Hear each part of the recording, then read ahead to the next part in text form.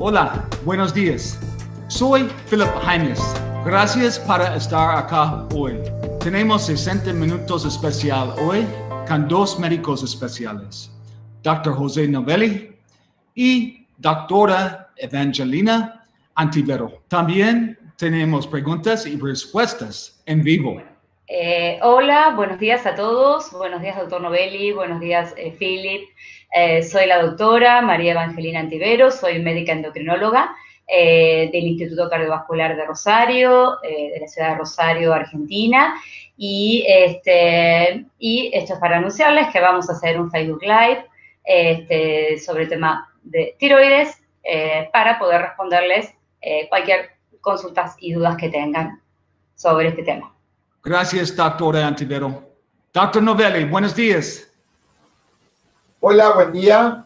Hola, Philip. Hola, Evangelina. Quería presentarme. Yo soy cirujano de cabeza y cuello. Mi nombre es José Luis Novelli. Trabajo acá en la ciudad de Rosario y estamos para contestarles las preguntas sobre este tema tan interesante que son los tumores que aparecen en el cuello. Gracias, doctor Novelli. Para todos que están acá hoy, por favor, hacen sus preguntas en los comentarios. También, si puedes, pone su ciudad en los comentarios. Es genial para ver de dónde eres. Vale, empecemos con el primer punto de la discusión de hoy. Bien, obviamente, bueno, cuando sale un bulto en el cuello, obviamente uno por ahí se preocupa, se asusta, y lo correcto es consultar cuanto antes para ver qué está pasando. Esos bultos por ahí pueden ser, obviamente, de muchos orígenes. Hay que tener en cuenta si duelen, si no duelen, fundamentalmente si aparecieron de golpe, es decir, si alguien se lo palpó de un día para el otro, el tamaño que por ahí tienen estos bultos, si son blandos, si son más duros, y obviamente requiere consulta, siempre. Primero consulta con médico, ya sea clínico, generalista, y obviamente ese médico derivará a endocrinólogo de pensar que pueda llegar a ser un bulto en la tiroides. Así que es necesario fundamentalmente la consulta. No asustarse, pero sí consultar ante la palpación de que cada uno se palpe un bulto y diga, bueno, voy a ir a consultar a ver qué pasa. Okay. Por ahí los más preocupantes es, por ahí como decía recién, es un bulto que por ahí aparezca de golpe, de la nada, que uno se palpe un bulto grande, a lo mejor de 1 centímetro, 1,5 centímetros, 2. Por ahí a veces es un poco más preocupante que no duela tanto, que no moleste, porque a veces es muy común que uno pueda palparse lo que uno llama ganglios, que son como pelotitas en el cuello, y que van a responder a veces a que sean reactivos a alguna situación de infección, un dolor de garganta, un resfrío. Entonces a veces uno se puede palpar eso, y generalmente esos ganglios son dolorosos, molestos. Pero por ahí algún bulto que no duela tanto y uno se lo esté palpando y apareció de golpe, eso puede llegar a ser un poco más preocupante y es necesario la consulta al médico, como le decía recién, clínico o endocrinólogo.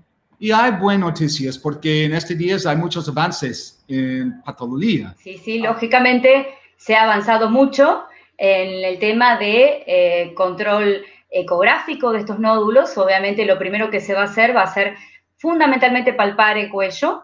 Al palpar el cuello uno va a determinar, como comentaba recién, por ahí si es un bulto más blando, un bulto más duro, la consistencia que tiene.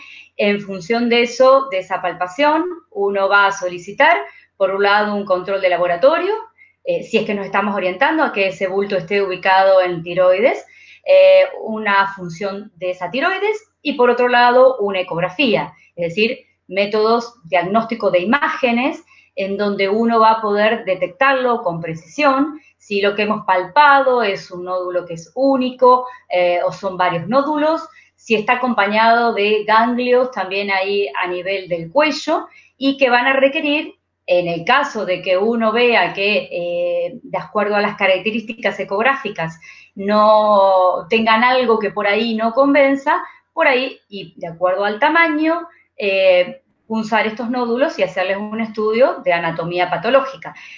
En verdad, eso va a determinar el tema de que si punzamos o no punzamos, muchas cosas van a llevar a que tomemos esa decisión, pero más que nada es el tamaño del nódulo, ¿sí? En general punzamos nódulos de 1 centímetro, o a veces algún nódulo un poco más chico, de 8 milímetros, de 9, que a lo mejor tenga alguna característica en la ecografía que por ahí no nos convenza, que tenga alguna calcificación, algún borde que sea más irregular.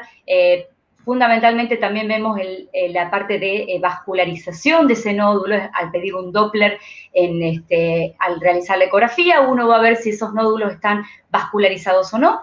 Y en función de todo eso, uno va a decidir si punza ese nódulo o no para tener un dato de la anatomía patológica que llamamos, es decir, para saber qué tipo de células tiene el nódulo y qué decisión tomar, ¿sí? Si va a ser una decisión de continuar con algún tratamiento médico o si vamos a tomar una determinación de tratamiento quirúrgico, ¿sí? En función de ese nódulo. Punto, doctora.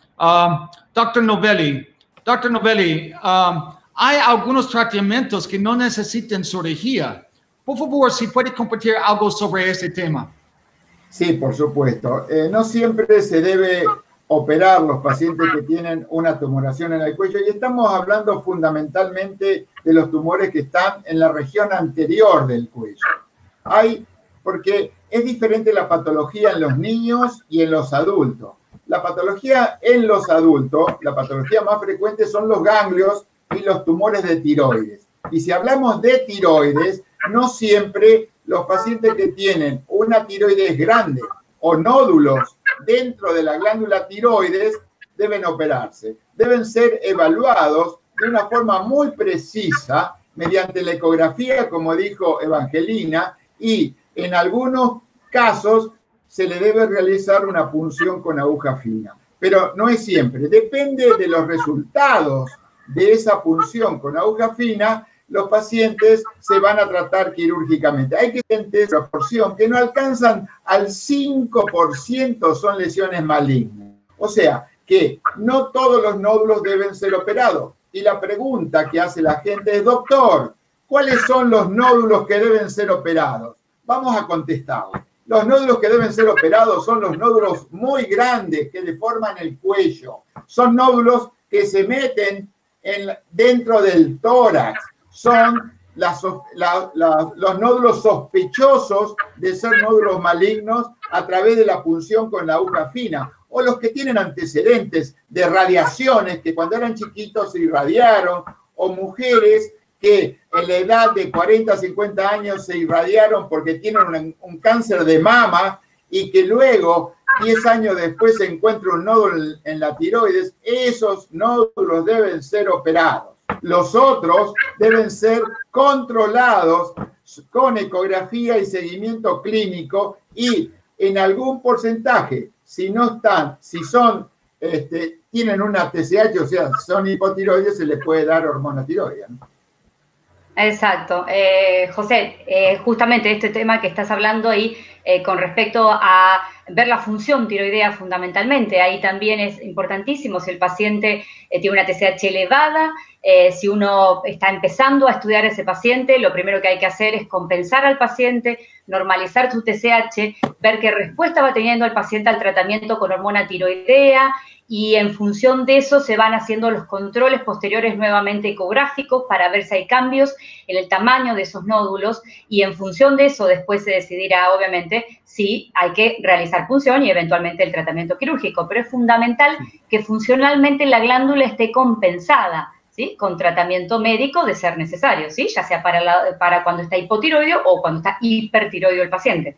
Pero en general uno nunca toma una conducta de punción o quirúrgica si el paciente no está compensado con su función tiroidea. Un momento, doctores. Hay una pregunta desde Roxana. Por favor, si podemos responder a su pregunta. José, no sé si querés responder. ¿Lo lees? Bueno, eso es una buena pregunta, Roxana. Fíjate que cuando uno realiza una tiroidectomía, no solamente, y en el caso de tiroidectomías totales, no solamente deben ser resecadas la glándula tiroides, sino también la pirámide de la Luet, que es un resto congénito, y ese resto congénito que está por arriba del istmo y va hacia el hueso ioides, muchas veces al dejarlo y hacerle un PET encontramos hipercaptación a ese nivel. Y entonces empiezan las discusiones a ver si eso es una recurrencia o es tejido tiroideo que se ha dejado y que se ha hiperplesiado. Entonces no hay que asustarse. El motivo de esta charla es esto, no asustarse y consultar.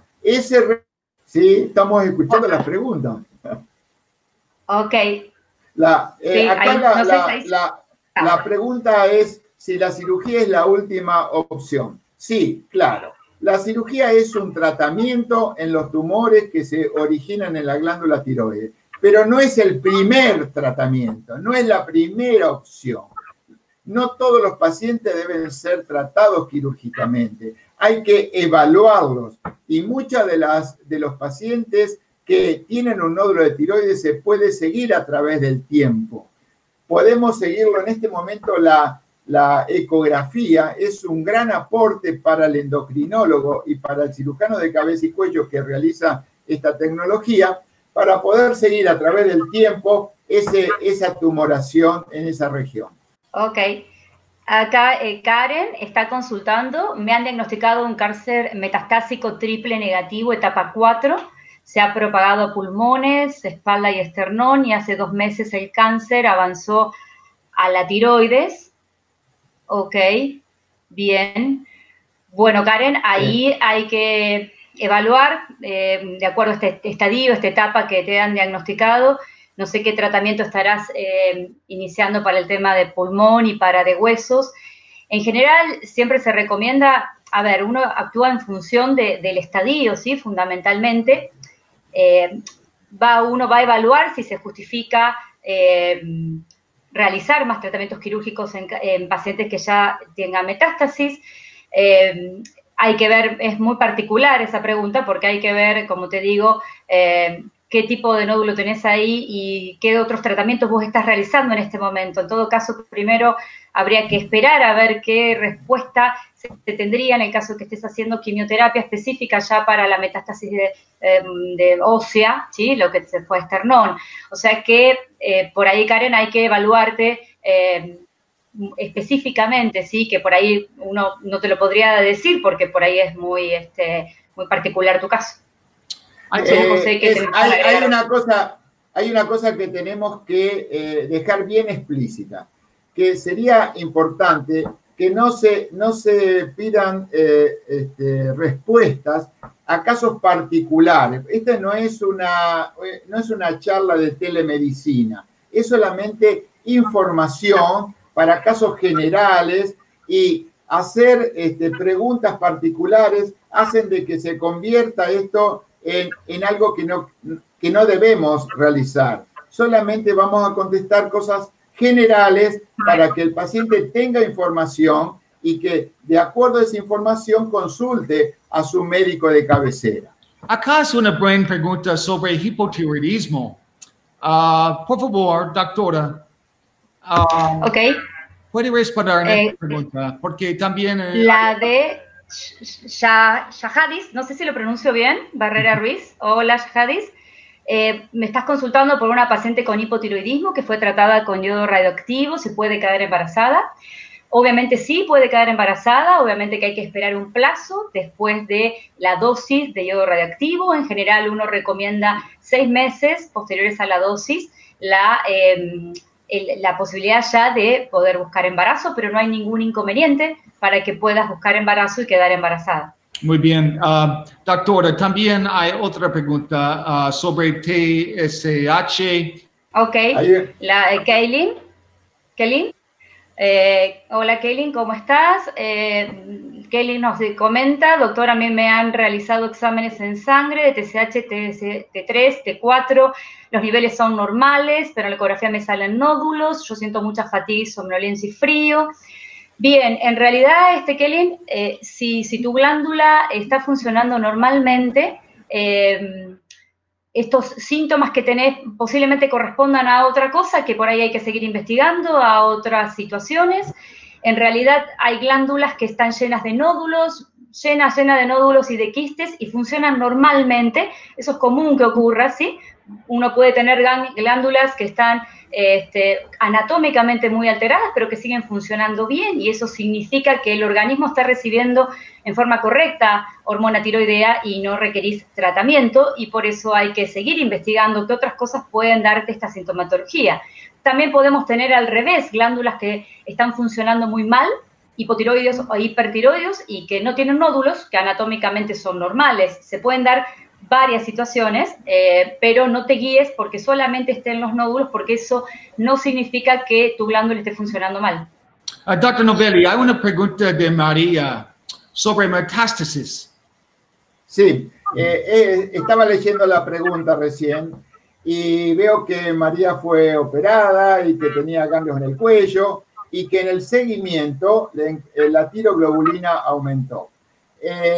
Lo que tiene que saber María, que los pacientes que han sido operados por cáncer de tiroides, el seguimiento a través del tiempo es fundamentalmente en el cuello a través de la palpación y de la ecografía, y bioquímicamente por los dosajes de tiroglobulina. Si los dosajes de tiroglobulina están aumentados y los anticuerpos están normales, nosotros tenemos que pensar que en algún lugar puede haber células que no son buenas. Uno de los lugares habituales donde uno tiene que buscar es en pulmón, sobre todo en las lesiones papilares. Yo creo que no debes asustarte, sino consultar a tu médico clínico, a tu cirujano, y evaluar solamente si se puede encontrar lesión en el cuello o en el pulmón o en algún otro lugar. Creo, José, un punto sobre esto. No sé si lo que tiene ella son anticuerpos antitiroglobulina positivos, que a veces puede ocurrir que los anticuerpos den positivos y eso genera que los niveles de tiroglobulina no sean fieles, por así decirlo, ¿sí? Porque pueden estar interferidos por estos anticuerpos. Entonces ahí el seguimiento con la tiroglobulina puede complicarse un poco, porque no podemos guiarnos exclusivamente por la tiroglobulina de seguimiento, sino que ahí tenemos que tener en las imágenes un poco más de estudios pedidos por imágenes, ya sea el barrido corporal total, un PET, ¿sí? Obviamente radiografía de tórax, enfocarnos muchísimo, obviamente ecografía, lógicamente, del cuello, porque a veces esa tiroglobulina va a perder valor en el seguimiento del tumor y no vamos a poder evaluarlo como corresponde, ¿sí? Entonces nos tenemos que guiar mucho por las imágenes en ese caso. Mira, hay claro, otra pregunta. Dr. Novelli, por favor, sigue. No, lo que yo estaba contando es que muchas veces con anticuerpos antitiroglobulina que se realizan, por eso siempre después de la cirugía hay que hacer dosajes de tiroglobulina y anticuerpos antitiroglobulina para ver en qué momentos estamos, porque con el tiempo posterior a la cirugía, al año o al año y medio, puede bajar las antitiroglobulina. Inclusive, si no bajan, uno puede hacer el seguimiento viendo los casos que hay en los valores de anticuerpos antitiroglobulina. Es decir, si tenemos 200 de antitiroglobulina hoy y dentro de 6 meses hay 400 de antitiroglobulina, significa que evidentemente hay una progresión de la enfermedad sin tener en cuenta la tiroglobulina. Ok, mi glándula está muy pequeña, sufro de hipotiroidismo, ¿cómo hago para que se me lee? En realidad, a ver, el tamaño de la glándula en sí no va a tener mucho que ver por ahí en el tema de preocupación con respecto a que a veces hay glándulas que a medida que pasa el tiempo cada vez van siendo más pequeñas y como que se van atrofiando, y eso puede generar que haya cada vez menos tejido funcionante que quede. Ya la paciente obviamente debe venir tomando levotiroxina. Acá lo fundamental es concentrarnos en encontrar la dosis correcta de levotiroxina para que ella esté compensada tomando la dosis que corresponde.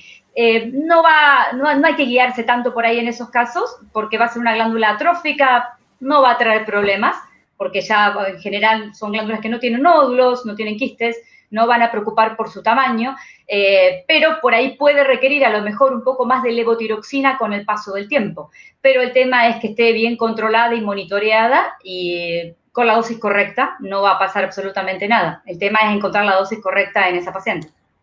Doctora, también Carolina tiene una pregunta sobre el tema de tomando levotiroxina y tiene un TSH de 0.834 y tiene una pregunta porque antes tiene yodo. Ok, bien. Bueno, esto también es una consulta, como digo, muy particular y muy individual. En realidad, no sé cuánto hace que está, hace 2 años. Habría que ver el estadio de esta paciente, si esa paciente fue de inicio, lo que uno llama de bajo grado, grado intermedio, grado alto de riesgo con respecto a su cáncer. En los de alto riesgo, en realidad uno pretende los primeros años post cirugía tener una TSH más frenada, se llama en niveles más bajos, de 0 y algo, por una cuestión de evitar o favorecer que no aparezcan por ahí metástasis o nuevas células tiroideas. Pero en realidad, si la paciente es de bajo grado, no se justificaría que la TSH está tan baja. Entonces, por ahí podría ser correcto o por ahí se podría, igualmente con 75 yo no le bajaría más la dosis porque es una paciente operada, así que no, obviamente no tiene tiroides, o sea que para mí estaría correcto. Pero bueno, es un caso, como decimos, individual y particular que tiene que evaluar su médico endocrinólogo. Bien, bueno, más o menos lo que veníamos charlando recién y que también el doctor comentaba, ir viendo no solamente los niveles de tiroglobulina, sino la curva de los anticuerpos antitiroglobulina, ¿sí? Uno va viendo el descenso también de estos, y ocurre descenso de estos anticuerpos a medida que avanzamos posterior a la cirugía. No le termino de comprender, me pone como que la tiroglobulina está baja, pero podría quedar nula por los anticuerpos, y en realidad es lo que charlamos, va a haber interferencia cuando hay anticuerpos todavía positivos, pero es muy importante evaluar la curva de evolución de esos anticuerpos, ¿sí? Si el anticuerpo tiende a subir o va a bajar, es el pronóstico que nosotros vamos teniendo, ¿sí? Es muy importante hacer la curva de anticuerpos también. También Sandra tiene una pregunta sobre los niveles de tiroides. Obviamente que la disponibilidad oral que uno llama de la levotiroxina es un poco complicada, es decir, es una droga que requiere un cierto ambiente favorecedor cuando esa pastilla llega a estómago para poder ser absorbida correctamente. Por ende, es la indicación de que tiene que ser tomada en ayunas para que se absorba el mayor porcentaje posible de la droga. Entonces es necesario que ese estómago esté vacío, con una acidez en particular. Y cuando uno agrega alimentos que puedan cambiar la acidez o que tenga un gran alto componente de fibras, esa levotiroxina se va a interferir en su absorción y no va a poder absorberse en forma completa.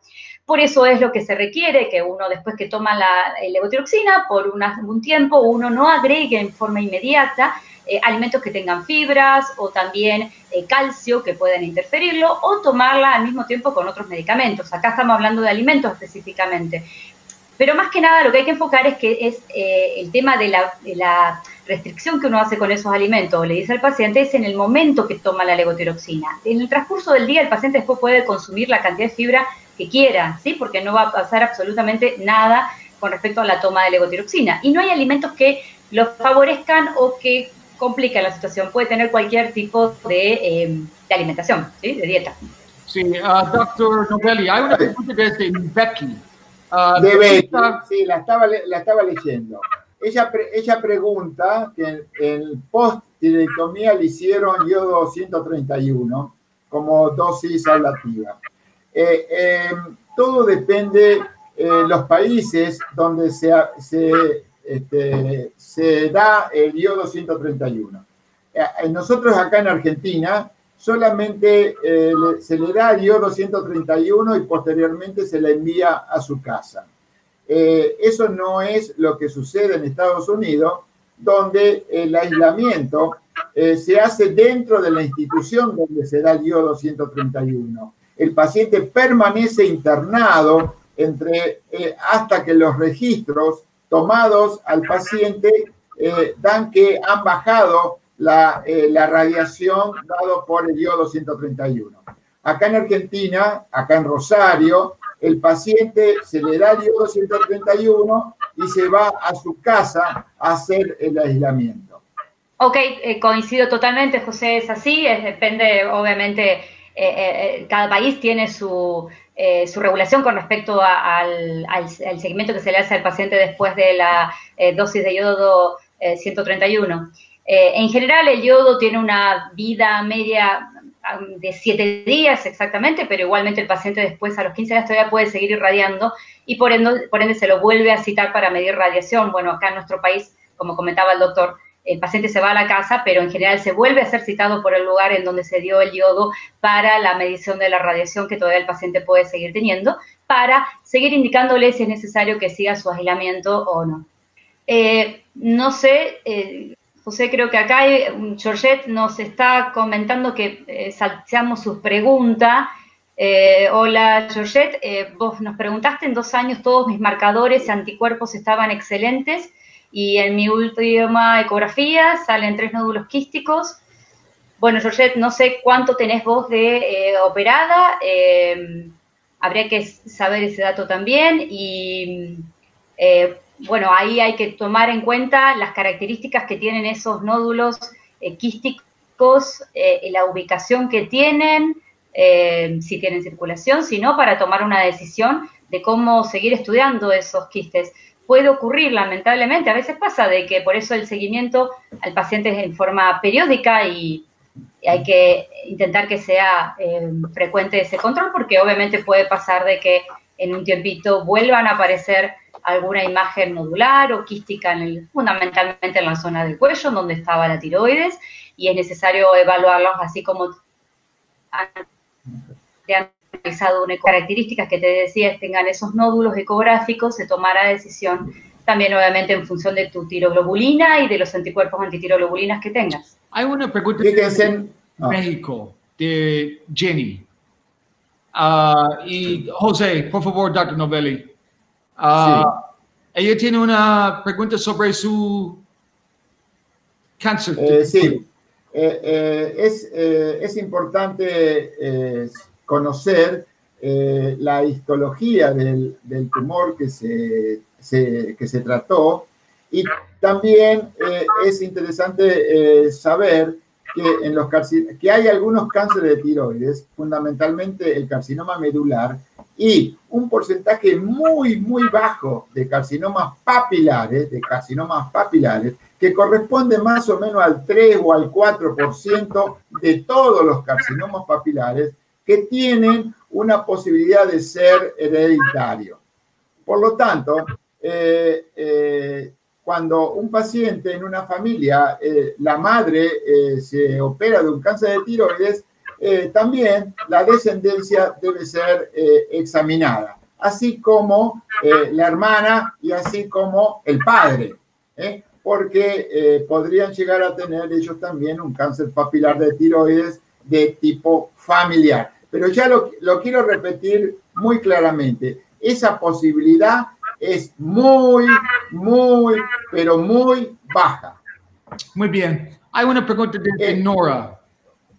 Nora, ok, Nora nos está consultando sobre una dosis de 125 de levotiroxina por 5 años, por tiroidectomía total, puede generar descalcificación.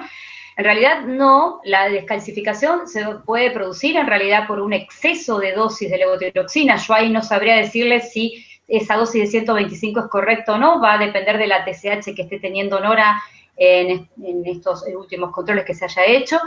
Si el paciente está compensado, es decir, si tiene TSH normales en función de lo que, como comentamos recién, ¿sí? Del paciente si era de bajo riesgo y riesgo intermedio, riesgo alto, es la TSH, el objetivo de TSH que uno va a querer. Pero si uno en realidad no sobredosifica, ¿sí? Exageradamente al paciente, el paciente no tiene por qué tener descalcificación. Más allá de eso, va a depender también de la edad del paciente. Obviamente hay que ver, Nora, no sé, su edad, habría que ver si la paciente está transitando una menopausia, si ya es posmenopáusica o no. En función de eso, hay que estudiar su metabolismo del fósforo y del calcio, evaluar con densitometría, pero eso es en función de la edad que tenga el paciente. Hay una cosa que es muy importante destacar y que lo hemos visto a partir de toda esta sesión, que es que la ecografía y la punción con aguja fina ha cambiado los paradigmas del diagnóstico y del tratamiento de los nódulos de tiroides. Eso sumado a la experiencia del endocrinólogo clínico y también a la incorporación de métodos bioquímicos de mucha más definición, permiten evaluar al paciente en forma mucho más completa. Y entonces es para destacar, inclusive, hay nuevas tecnologías en la ecografía. Hay ya algunos software como lo que la marca AMCAP BioMed que se aplican al ecógrafo y pueden identificar características propias del nódulo y enviarlos a un informe. No necesariamente el ecografista tiene que ser especialista en diagnóstico por imágenes, sino hasta lo puede hacer un técnico. Todo eso hace que ha habido avances que son muy importantes en el diagnóstico y en el seguimiento de los nódulos de tiroides. Doctor, es una pregunta desde México, desde Alonso Juárez. Tiene una pregunta sobre su tiroides y también tenía yodo y está hablando sobre el tema de presión después de yodo. Doctora, ¿ha visto algo así antes?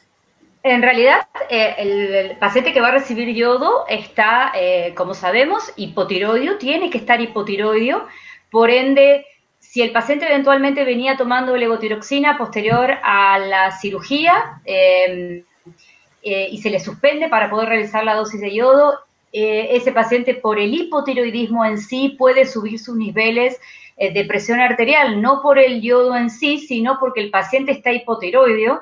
Entonces, el hipotiroidismo puede subir la presión arterial mínima que llamamos y el paciente puede estar hipertenso por ese tema, por eso es necesario, si el paciente también obviamente, hay que ver si es hipertenso previo o no, pero es fundamental el control de la presión porque puede ser por el hipotiroidismo que obviamente el paciente está cursando de ser necesario, que es necesario para que pueda recibir el yodo.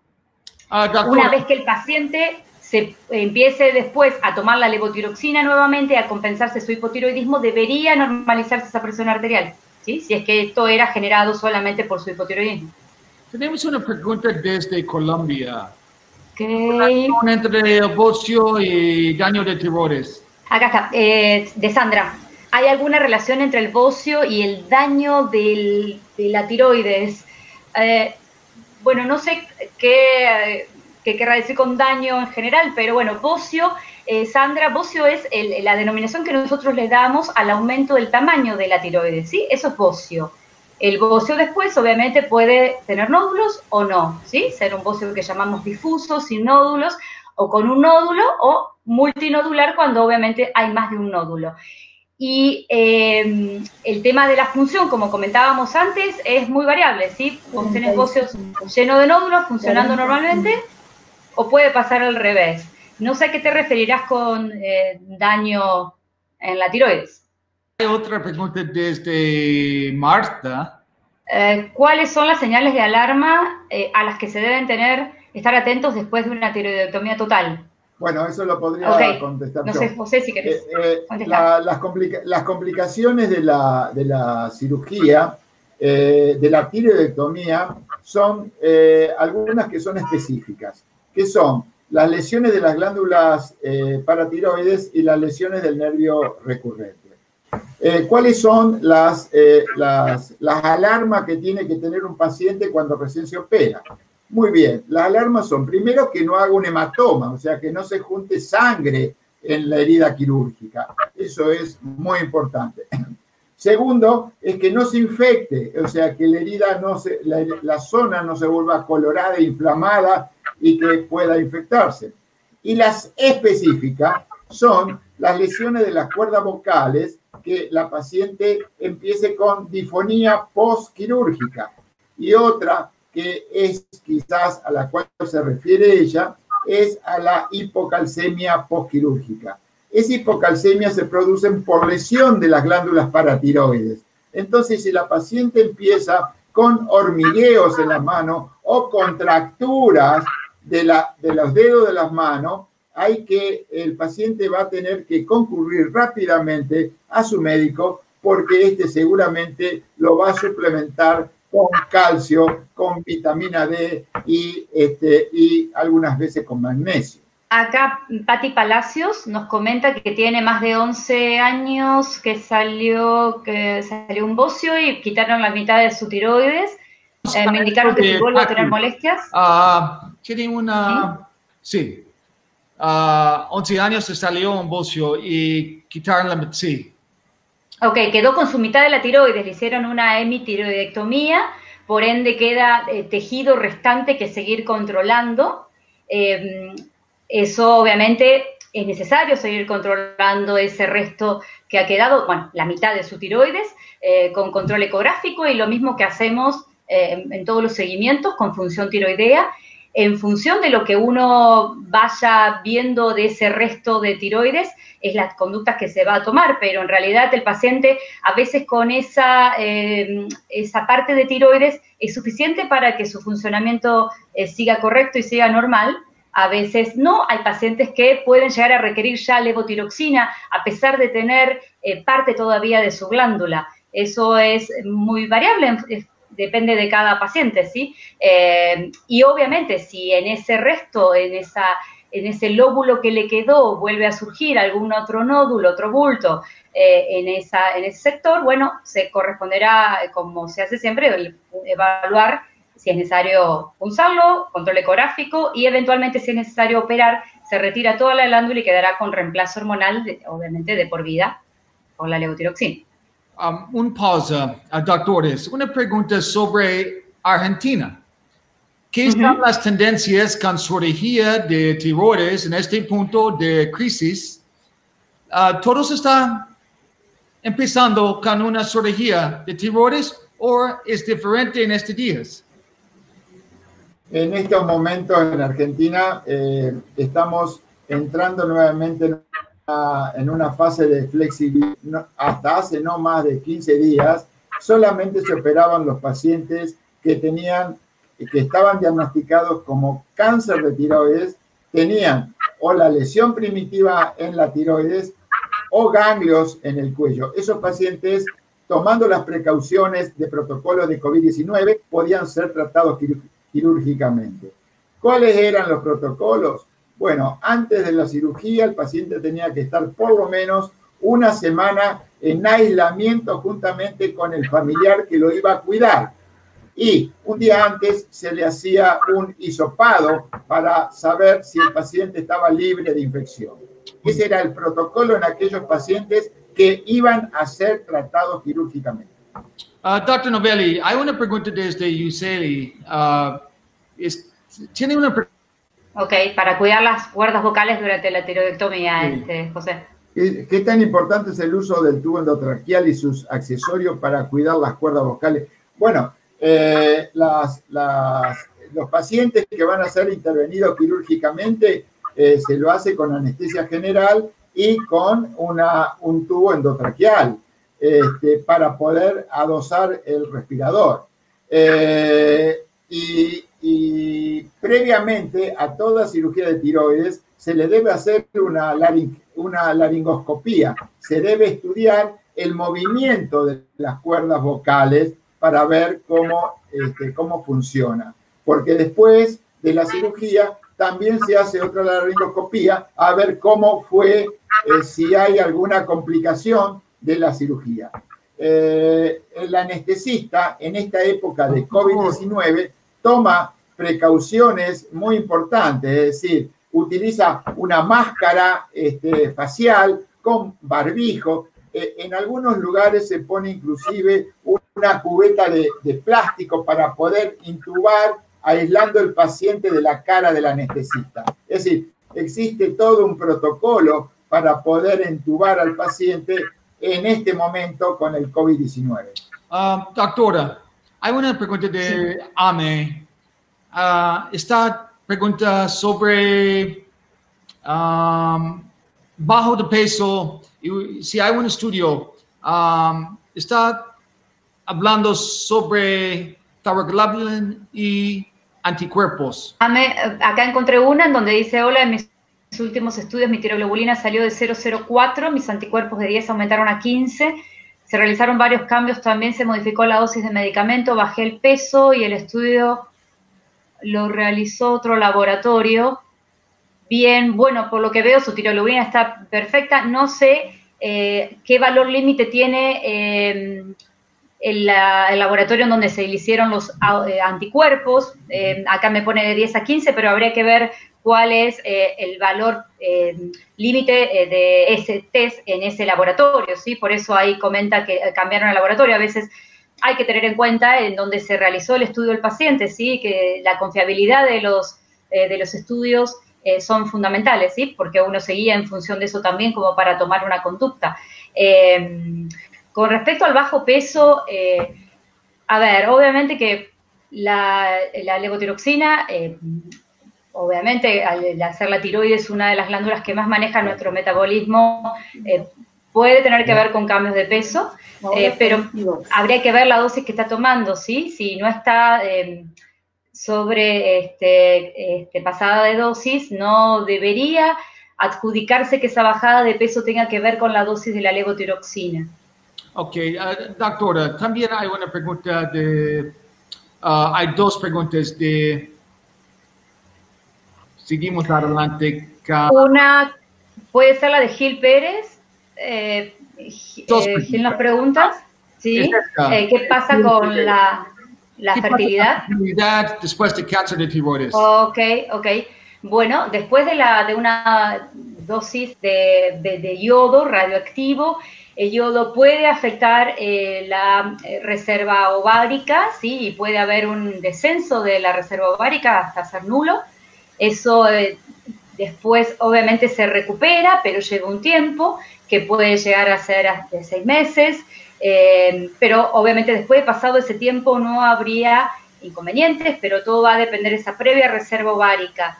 Depende de la edad del paciente, uno actualmente tiene la posibilidad de plantearles un tratamiento de recupero de óvulos y de criopreservación de óvulos, si el paciente que va a recibir el yodo todavía no tiene hijos, ya sea por el lado de la mujer con la preservación de óvulos o por el lado del hombre con la preservación de semen, es decir, se toman muestras antes de la realización del yodo radioactivo para eventualmente cuidar esa fertilidad para que en un futuro se pueda programar, que va a ser lo ideal también para su seguimiento del cáncer, si es necesario volver a repetir otras dosis de yodo, el tener ya guardado óvulos y semen con espermatozoides en un recuento previo normal al yodo sería fundamental.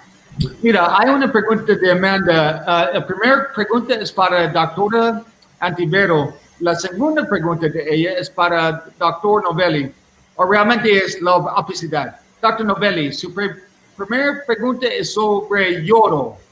Por favor, si puede responder sobre yodo. Y después ella tiene una pregunta sobre hormonales. Apenas empezó el problema del COVID-19, se temió que no se podía realizar administración de yodo 131 porque decían que podía disminuir la inmunidad del paciente y por lo tanto tener mayor posibilidad de contagiarse. Eso no se probó y en los pacientes que fueron operados y que el riesgo era aumentado, se le administró el yodo 131. Pero hay que saber una cosa, a muchos pacientes, una vez de ser operados por su cáncer de tiroides y el riesgo era bajo o intermedio, se le podía administrar la hormona tiroidea y diferir la administración del yodo 131. O sea, no hacer en forma eminente al tratamiento quirúrgico la administración de yodo, que no cambia el pronóstico de estos pacientes. Eso fue lo que se decidió. Acá tenemos unas imágenes muy lindas que asemejan la administración del yodo 131. Gracias, Philip. Y la segunda parte de esta pregunta es sobre hormonales. Los cambios hormonales después de la tiroidectomía, en realidad, bueno, recién comentaba un poco que es una glándula fundamental para nuestro metabolismo basal, por ende es una de las que está más implicadas en la quema de calorías y en cómo manejarnos con el tema del peso. Es una consulta muy frecuente que los pacientes nos hacen: ¿qué va a pasar cuando uno se saca la tiroides? Si voy a poder mantener el peso. Todo el mundo se preocupa porque dice, me voy a quedar sin tiroides y voy a engordar mucho, voy a cambiar mucho. En realidad, obviamente, cambios puede haber, lógicamente, pero acá lo más importante de todo va a ser que el paciente cuanto antes se encuentre una dosis correcta para poder tener niveles hormonales los más correctos posibles, sin estar pasándonos de dosis, como decíamos, ni que nos falte. Eso va a generar que uno pueda equiparar más o menos el metabolismo que uno venía teniendo previamente. Más allá de eso, es muy importante que uno tenga conductas de alimentación lo más saludable posible y de ejercicio para poder ayudar a que ese metabolismo, que puede haber cambiado mínimamente, siga siendo lo más acelerado posible, lo mejor posible. Pero bueno, al principio el paciente puede notar cambios, ¿sí? Porque bueno, eso lo vemos en la práctica diaria y el paciente nos comenta siempre. Pero acá lo más importante es recalcar que es fundamental encontrar una dosis correcta de levotiroxina, que se tome bien la levotiroxina y seguir hábitos saludables, no solamente en el hábito del plan alimentario, sino la actividad física. Eso es muy importante, ¿sí? Para que por ahí el paciente pueda mantener su peso normal. Hay una pregunta desde las preguntas que hacen sobre todo las personas jóvenes y los niños, las mujeres, niñas, es: doctor, y la pregunta es del niño y de la madre. Y la pregunta que le hace al cirujano es: doctor, usted me va a sacar la tiroides, pero yo quiero preguntar lo siguiente: doctor, ¿voy a engordar? Doctor, ¿voy a enflaquecer? Doctor, ¿me van a salir pelos? Doctor, ¿se me va a caer el cabello? Doctor, ¿voy a poder tener un bebé?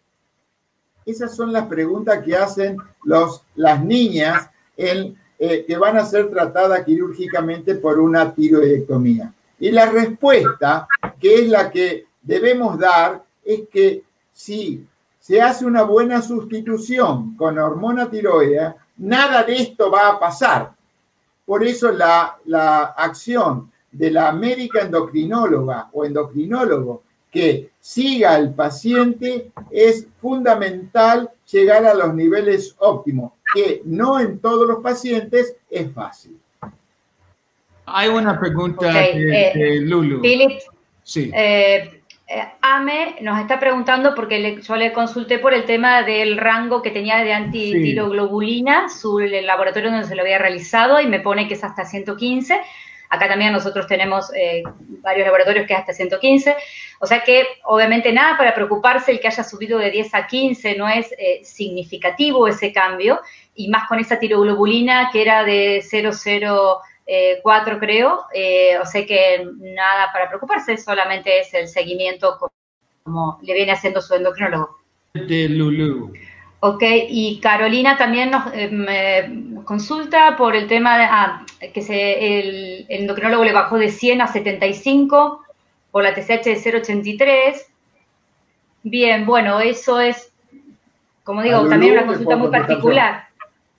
O sea que no, es difícil decirlo, ¿sí? Porque eso es algo que por ahí depende un poco el criterio, ¿no? De cada uno, por ahí no, lo tiene que volver a charlar con su doctor. Estaba en un nivel de TSH normal, aceptable.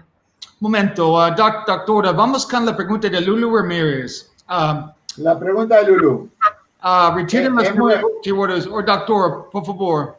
Novelli? Es muy interesante porque evidentemente en la evolución de los estudios de la glándula tiroides, del cáncer de tiroides, de la administración de iodo 130, riesgo de posibilidad de recurrencia, o sea, que el cáncer vuelva, de riesgo intermedio o de riesgo avanzado.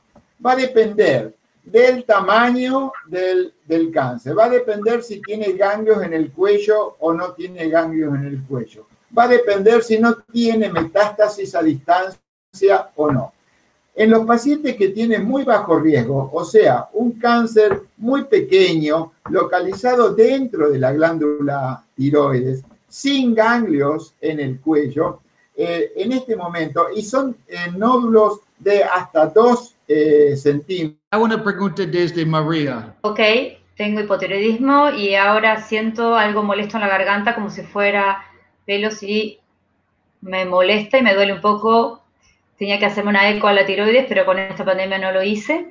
Bien, bueno, María, no sé si cuando te hicieron el diagnóstico de tu hipotiroidismo ya te habían hecho también una ecografía previa para ver el tamaño de tu glándula y si tenés nódulos o no tenés nódulos.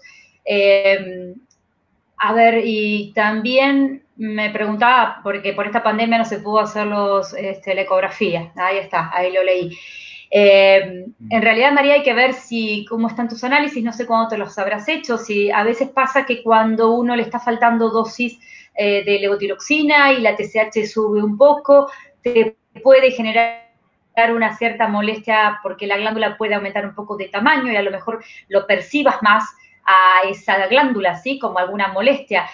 Internamente no deberías sentir nada, porque en realidad la glándula está por afuera de tu garganta, de tu tráquea, pero por ahí si a lo mejor aumenta un poquito de tamaño porque está un poco inflamada, vas a sentir sensaciones diferentes, que eso es muy particular y muy subjetivo de cada uno.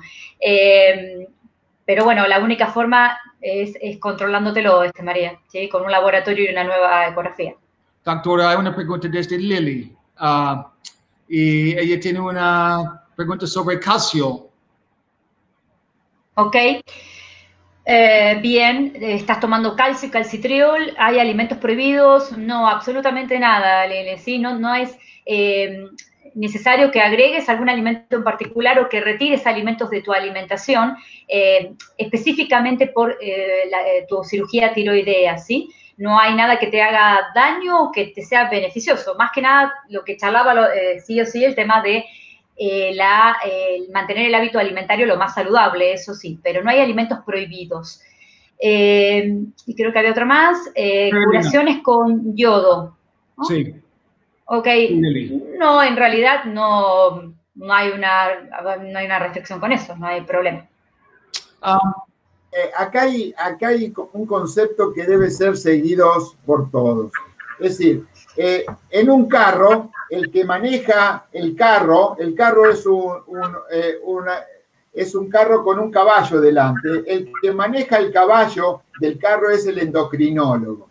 El endocrinólogo es el que tiene como accesorios a diferentes especialistas que van a tratar al paciente.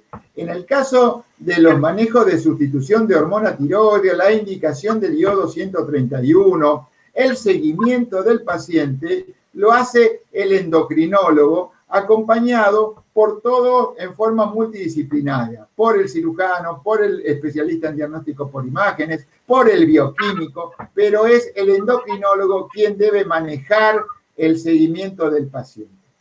Y la última pregunta, antes de salir, doctores, primera cosa, gracias por estar acá, gracias a todos por estar acá. Ok, si el médico general puede cambiar la dosis sin autorización del endocrinólogo. En realidad, bueno, como recién relataba el doctor Novelli, en realidad el seguimiento tiene que ser pura y exclusivamente hecho por el endocrinólogo.